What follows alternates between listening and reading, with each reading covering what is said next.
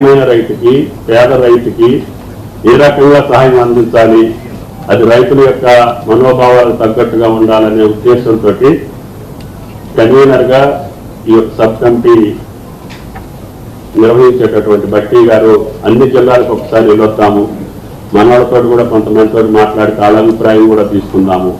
మనం ఏకపక్షంగా మనం ఇట్లా చేద్దాం అట్లా చేద్దామని మనం ఏమనుకోవద్దు. ప్రభుత్వం ఓపెన్ మైండ్ తోటి ఉంది కాబట్టి ఈ రాష్ట్ర రైతాంగం యొక్క పరిస్థితులు తెలిసినటువంటి, కష్టాలు తెలిసినటువంటి అందరితో కూడా సంప్రదించి మనం నిర్ణయం తీసుకుంటే బాగుంటుంది.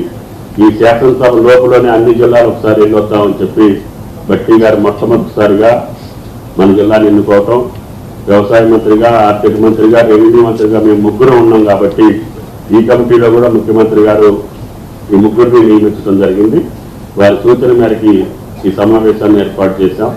కాబట్టి దయచేసి బట్టి గారు చెప్పినట్లుగా మీ మనసులో ఉన్నది ఏది చేస్తే పక్క రైతులకి, చిన్న రైతులకి, సన్నకారు రైతులకి ఈ న్యాయం జరుగుద్ది, వాళ్ళకి ఏ రకమైనటువంటి వెసులుబాటు ఇవ్వగలుగుతుంది ఈ ప్రభుత్వం అనేది మీ మనసులో మాట చెప్పాలని చెప్పి విజ్ఞప్తి చేస్తూ, ప్రభుత్వానికి ఈ రోజుకి ఏ ఆలోచన చేయలేదు. 10 జిల్లాల రైతుల యొక్క మనోభావాలు తెలుసుకున్న తర్వాతనే ప్రభుత్వం నిర్ణయం ఉంటుంది. కాబట్టి దాని గురించి పేపర్లో వచ్చేదో లేదు మీడియాలో వచ్చేది ఏది కూడా వాస్తవం కాదని చెప్పి మీకు చెప్పదలుచుకున్నాం. Thank you.